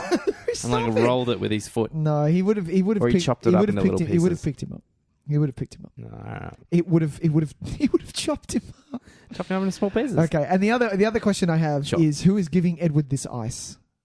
Where's the ice coming from? I didn't notice that. From? Yeah, it's well, I suppose you can just get ice delivered, but it's the same. He must have like a bit of a situation going where it's just like, hey guys, don't talk to me, don't look at me.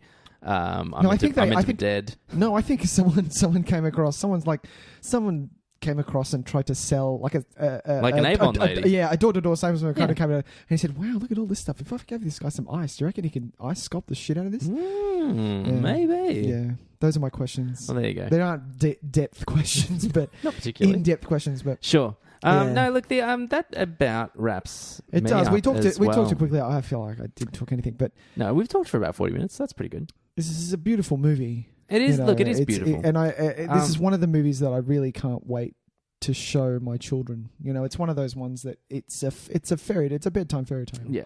Well, I just want to mention the one thing that I find really interesting is there is a moment after he's being arrested where it's talking to a psychologist, and the policeman is like, and he explains the whole thing, and he asks the question, no, is he going to be all right? And the doctor says, oh yeah, he'll be fine. Yeah, he'll be fine. I feel like that is one of the more important moments of the film that maybe doesn't get as much spoken about. Yeah. It's because he would have been fine. Oh yeah, he would have. It's us that is fucking it up. Like that is Tim Burton. That is proof that Tim Burton is saying that we fucked this. Yeah. We fucked up this guy. And look, I mean, it's there already. Yeah. But this is the definitive proof. This is him putting a fucking bow on it. That it's like, no. Yeah. Edward is not the problem. Yeah. We are the problem. And I think it kind of... And I do... I agree with you on that. I also think the flip side of that, seeing Edward's side, is kind of a character who wants to feel all these emotions. Yeah. He is seeing all of these things for the first time and wants to feel all of these different ranges of emotions, but he can't because he can't touch things. Sure. Like, that's such a big deal. Yeah, I agree. It's just, it's nice. We didn't even talk about I wanted to talk about the weird sexual assault thing, but you don't need to. No, it's just the way that these people are turned from sympathizers into the villains. I think is especially at the start, like they're extremely intrigued with him. Well, what I find really interesting is that no one is particularly patronizing, which I find really interesting. Yeah, and it's only as the movie goes on that they become more patronizing. Oh, absolutely. Like there's even with someone like Alan Arkin, there's a really great moment where I like the bit where he's trying to pick up the glass. Yeah, right. It's just and at no point does he kind of baby him or anything. He continues his conversation, picks a straw out, throws it in the cup. And that shows Alan Arkin character. But it's a beautiful show of respect for the person that you will never patronize them. But then when things start to go downhill, there's that awfully patronizing conversation about you find the money on the side of the street and what do you do with it? Oh yeah.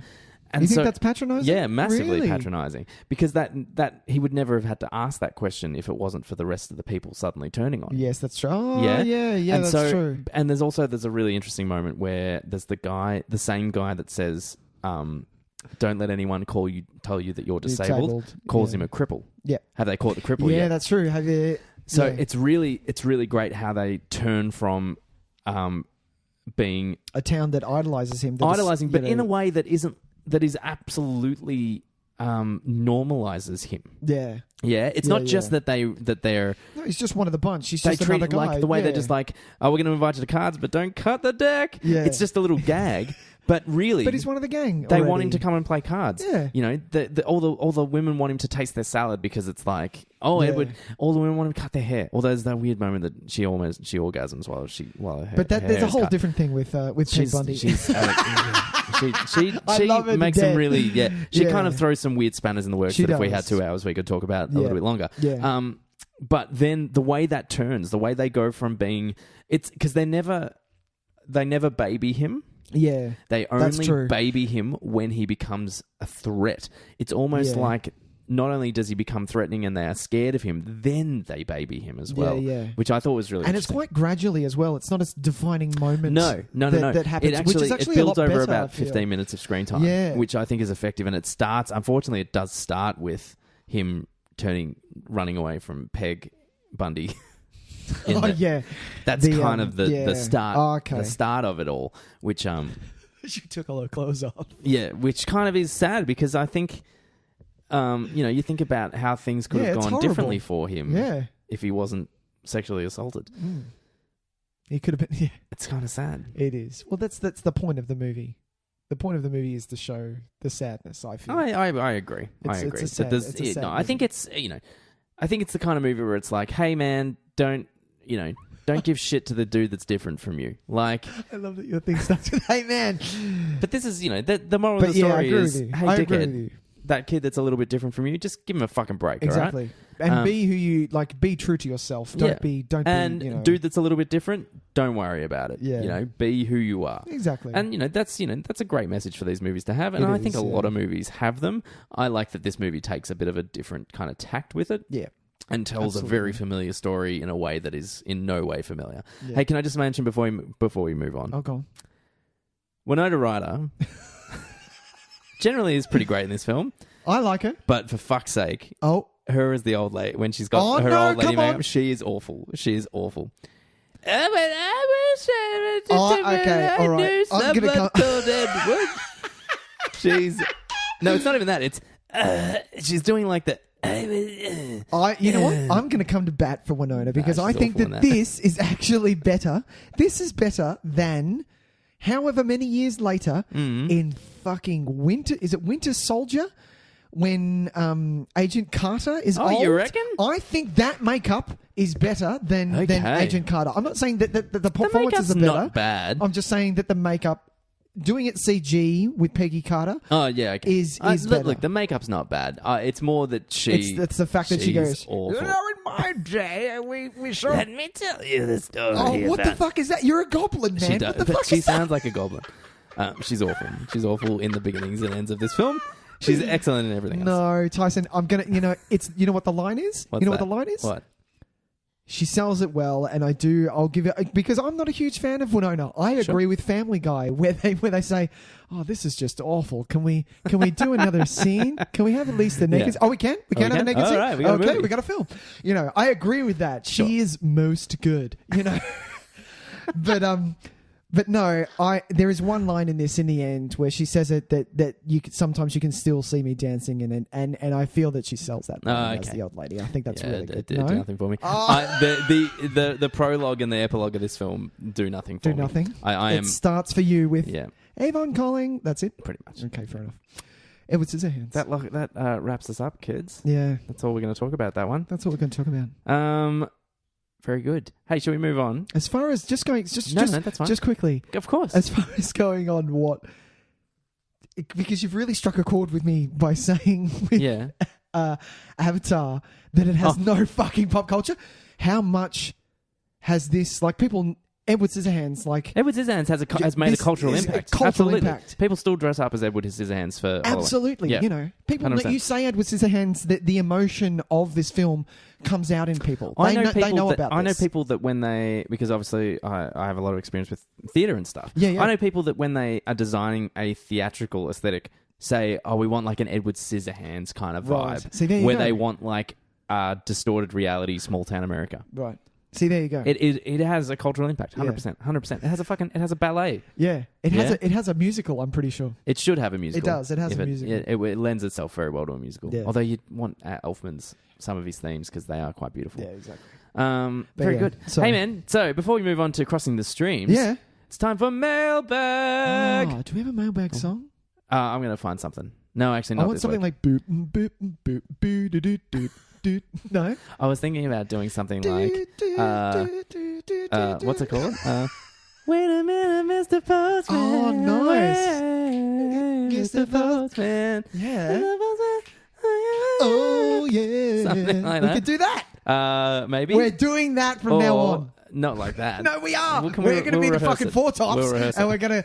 Oh yeah, wait a minute, Mr. Postman. Hey, Mr. Postman. No, we will rehearse. I'm not allowing anything without rehearsals. Thank you very much. Fair deal. I love it. So we had I better get the email out. We had some post.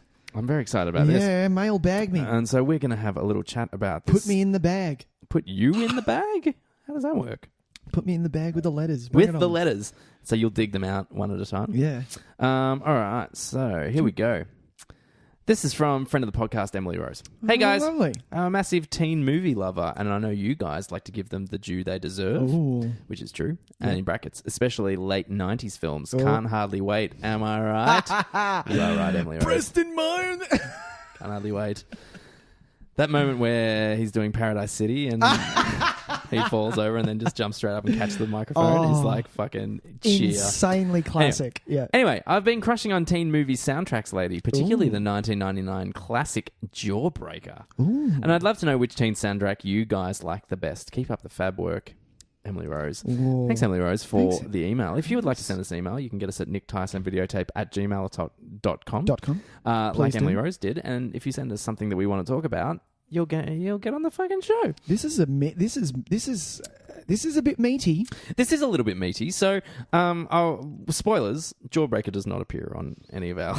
It doesn't. To be honest, I feel I need to watch Jawbreaker again. I've only given it 2 watches. Yeah, Jawbreaker was one of those ones from the 90s that I was like, yeah, this is cool, and then kind of went, oh, I don't know if I like this. I do much. love that she dies by a forced Jawbreaker. Yeah, I think I just kind of want to watch Heathers when I watch Jawbreakers. Okay. Anyway, so we're going to talk about our favourite 90s teen soundtrack. Sure. What Emily Rose has inspired us to do is that very soon we are going to do a top 5, our We Rank Stuff volume. We Rank Stuff. And we're going to talk about soundtracks because we're a big fan. It won't be scores, it'll be soundtracks. We love our scores, but we do also love our soundtracks. Absolutely. Effective use of music in film. A good soundtrack, boom. It can really make or break a movie. Make a movie. Anyway, so look, I've got 2 honourable mentions. Okay. And then my favourite. So do you want to do your honourable? We'll do I've one got for 2 one. honourable mentions and my one. So what's your first honourable mention? My first your favourite honourable 90s teen movie soundtrack? I'm going to say Empire Records. Okay, great. Okay.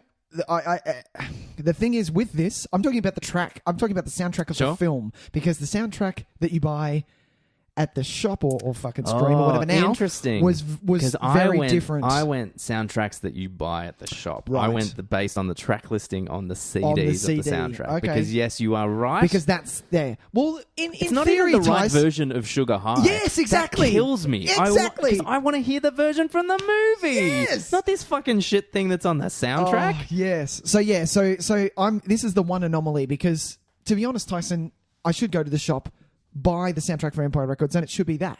Yeah, but it's not. So yeah, that's my one. Sure. Highlight. Sugar all High, right. Well, I'm going to cheat a little bit. Oh, go. Because there is one from the 80s that I would like to mention.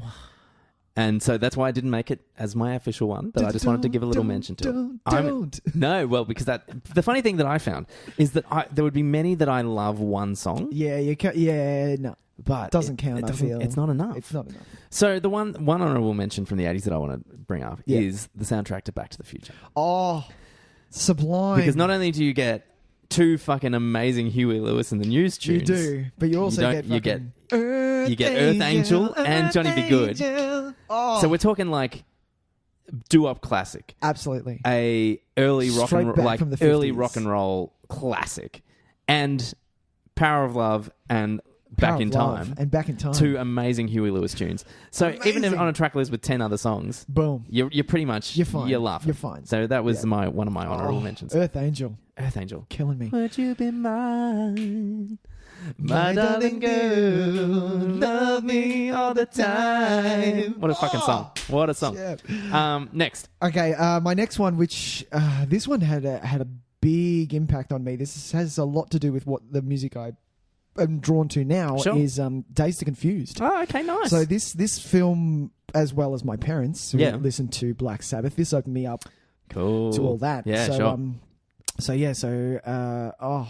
Amazing. You've got Black Sabbath. Yeah. You've got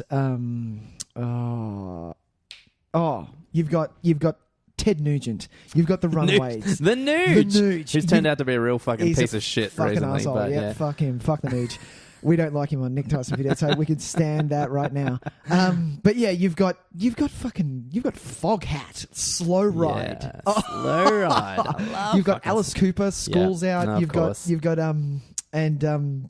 what was my other favourite? Leonard Skinner. Oh, Tuesday's Gone. Of course. Oh. So nice. so that really, especially with I think any of those films where it's like, we're going to put together a bit of a best of a certain era. You end up getting some pretty good. You get some meaty stuff. Yeah, which is kind of. Oh no, I'm not gonna say it. One of the good ones. I'm not gonna say, but Forrest Gump kind of does that really well. Yes, Forrest Gump does it exceptionally really well. Yeah, almost too well that you don't get any kind of deep cuts. Yeah, it's basically just it's like the if you went and bought a 60s collection from like the reject shop that was on our 2 CD collection of the 60s, you'd almost get the Forrest Gump soundtrack. Yeah. All right. Well, my next honorable mention is the Cruel Intentions soundtrack. Well, this is my. So we're tabling it. Yeah, Table? this is tabled because this is actually my. This is your favorite. All right. Well, let's jump straight to your favorite, man. Yeah, this is my absolute favorite. Oh, should we do? Actually, we'll table it. What's your next honorable mention? No, I've done my two. Oh, you've done Empire Records, Dazed and Confused. Perfect. So we talk about Cruel Intentions. Yeah. It's a great soundtrack. It's a great film. Like it's. I haven't watched it in years. I haven't watched it in years. I need to watch it again because I know I loved it. But the main this opened me up to Placebo, and Placebo kind of unfortunately never really survived a certain period of time, but had like some really killer tunes. Absolutely. At this time, and so Every You, Every Me opens the album. You get some Fatboy Slim, you get some Blur, you get one of my favorite Counting Crows songs, and if the way it's used in the film is beautiful as well, and that's Colorblind. And then you get Skunk and Nancy, which I'm a huge fan of. Skunk and Nancy, great band, and really then, great band. Bittersweet Symphony, finishing it off with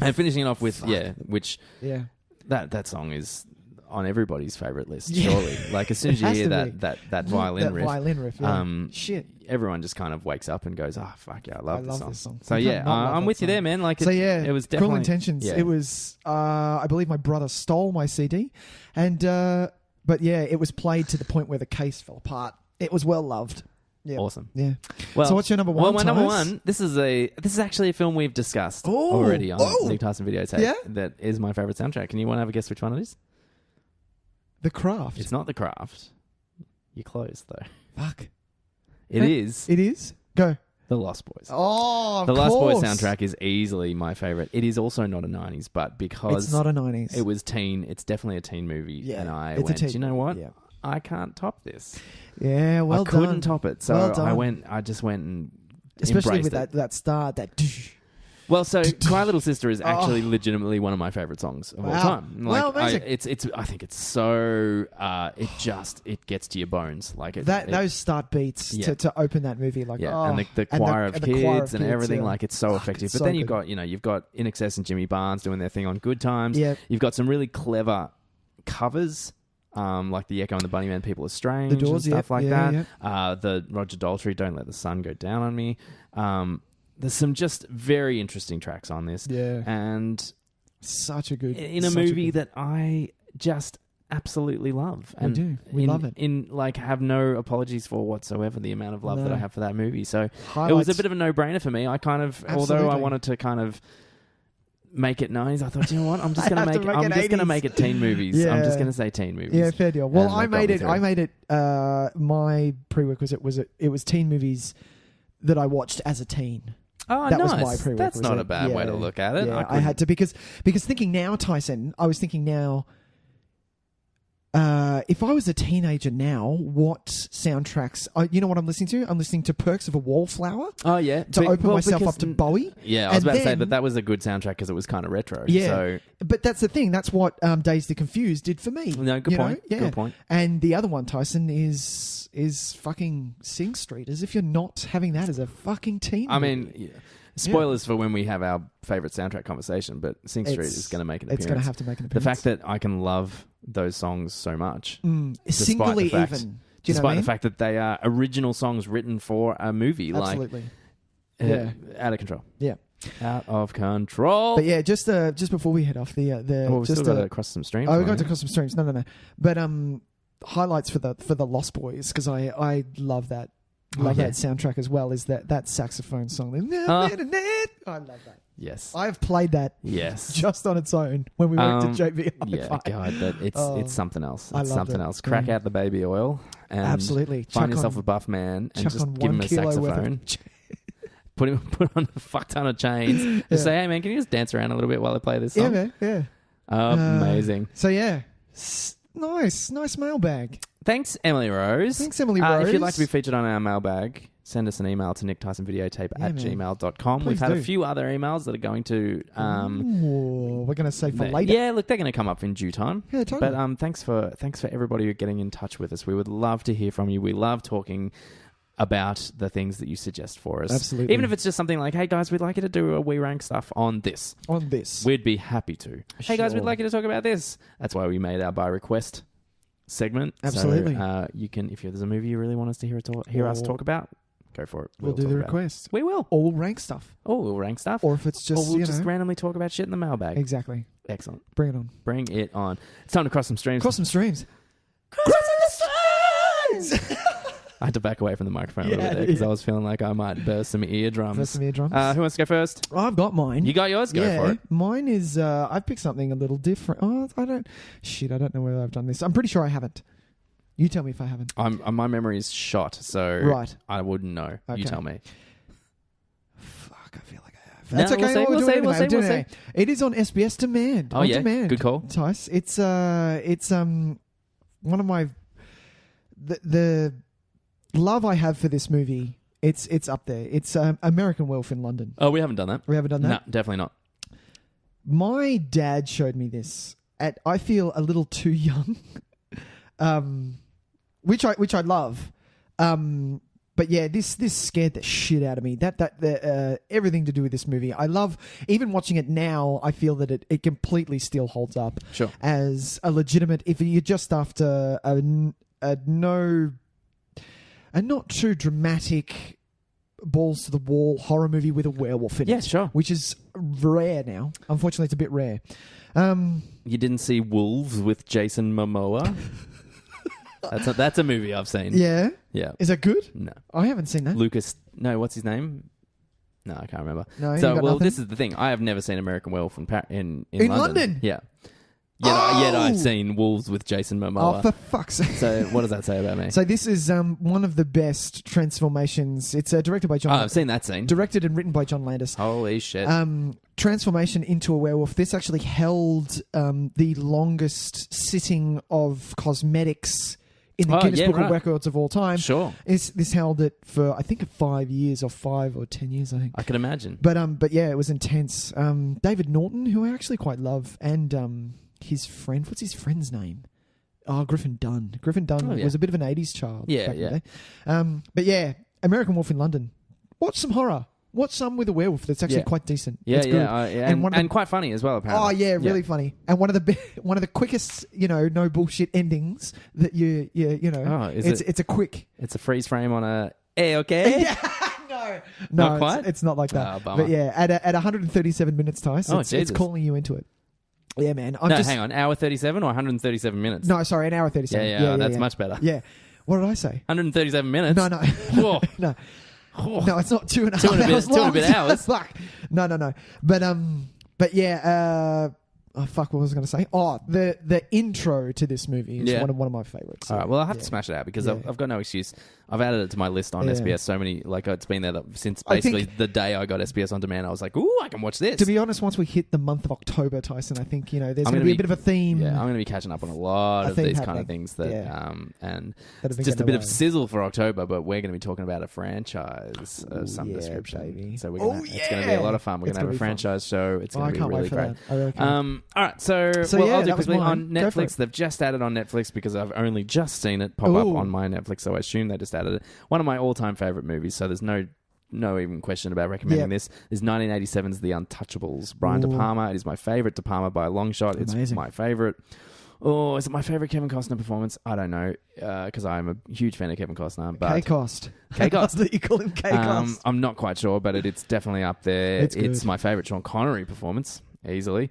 Really? Yeah. Oh, bold. And De Niro does probably the most long-lasting Capone on screen. We've seen a lot of Capone on screen. I think De Niro is But you're right, else. not for the longest. Yeah. It's so amazingly De Palma, but at the same time so old-fashioned, and I just love it. I absolutely love it. The score by Morricone, Ennio Morricone. It's my favorite Morricone score. Wow, Good Man, The Ugly Be Damned. The themes in this, the dun dun dun dun, and all this. Wow. It gets my heart pumping. Yeah. I love it so much. A lot of statements. It's always in the conversation of my favorite movie of all time. I haven't watched it since the video store. I remember watching it, but I haven't watched it since then. I really need to watch it again. Yeah, I definitely recommend it. It's such a great watch. Cool.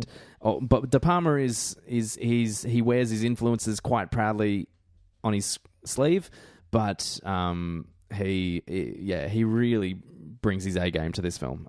Not that he never really is on his. He's had some movies that are a bit hit and miss. I'm not a huge fan of, but this is his A game to a T, and it's a really great watch. So get on it. Untouchables on Netflix. Nice. I should probably say what it's about, but it's about the guys that brought down Capone. Yeah. It's pretty fictionalized. It didn't go exactly like this, but that's what films are made for. That's what films are about. Exactly. It's about taking a story and using it as an inspiration to tell more theatrical story. A meaty story. Yeah, and so get on it. You'll love it. Seriously, I can't imagine anyone not liking this film. It's one of those movies that it'll tick some boxes for you regardless. Yeah, surely. If not, all of them. If not all of them, like for me. Exactly. Did Snake Eyes tick any boxes for you? I don't mind Snake Eyes. Really? Yeah, I don't mind it. Snake Eyes. It's got some pretty... Let's do Snake. It's got some rough moments, don't get me wrong. But first, however, that 15-minute continuous take... Yeah. I remember being something shot else. Amazingly well. Yeah, it really is something else. I mean, it's continuous take in inverted commas because there are hidden cuts, but it's seamless. It's seamless. pretty great. Yeah. Yeah. All right, Tyson, what do we... That's going to wrap us up. Shit, we don't know what we're doing next week. I haven't picked anything. Hang on. This is my pick. It's your turn. Fuck. Hang on. We're going to take a short break. We're going to take a short break. We're going to pick what we're doing next week. Oh, I like that. Okay, so... I like that a lot. After short deliberation... Just short deliberation. This is how we do things quick at Tys and Videotape HQ. we have a powwow and we say, this one. It's time for We Are Groot Volume 2. Volume 2, people. Volume 2, which is We Are Groot is our themed series where we look at a superhero movie. The genre that is probably closest to both of our hearts. That's true. And so for our Volume 1, we did Batman Returns about 10 episodes ago now, probably. Yep. So you can jump online and you can have a listen to that. But for next week, we're going to be looking at... What year was this from, Nick? Ooh. 2010. I think it was 8. Here we go.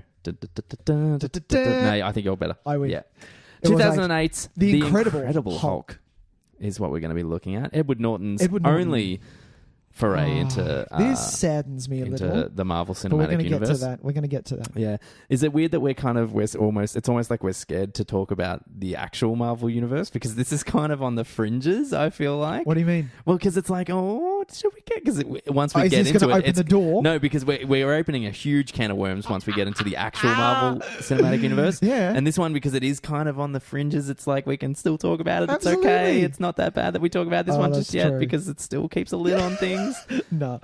It's going to be fun. Get ready, people, because this is something that we've when me and Tys, when we wanted to do a podcast, we wanted to talk about superhero movies. So we always knew that a big part of it was going to be superhero movies. Big part of it. So it's a big part of our Volume lives. 2, Volume 2, We Are Groot. We Are Groot. It's The Incredible Hulk. The Incredible Hulk. So grab out your DVD copy. Yeah, it's not Ang Lee's The Beautiful Hulk 2003. No. Which we will get to. We'll get to at one point or another. But it's not going to be right now. And no, it won't be right now. This will be the closer in theme to what we've got now. Hulk. It's Ang Lee's Hulk is not what we have now at all. This is the attempt to kind of fix what Ang Lee's Hulk might have introduced. This is putting the action into the biggest thing. Yeah. Exactly. Into a massive green monster. Well, so until then, ladies and gentlemen. You know where to find us? You know where to find us. Facebook, on Twitter. Nick, Tys and Videotape. Just search us. You'll come across us, no doubt. And we've had a lot of quick star ratings. Yeah, thanks to everyone who's rating us on iTunes. That's really awesome. Feel free to chuck a review in there as well. And if you haven't rated yet, jump on, give us those 5 Please stars. do, because it does us a ton of help. It does us a service. Thank you. It does us a massive service. It does indeed. So thank you so much.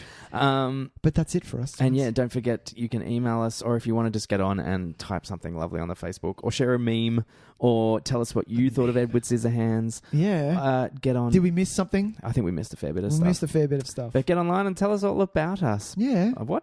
Tell us all about it. Tell us all about us. Tell us what's... No, don't tell us what's wrong with us. Don't do that. You'll hurt our feelings. There's not enough bandwidth. We're still the new...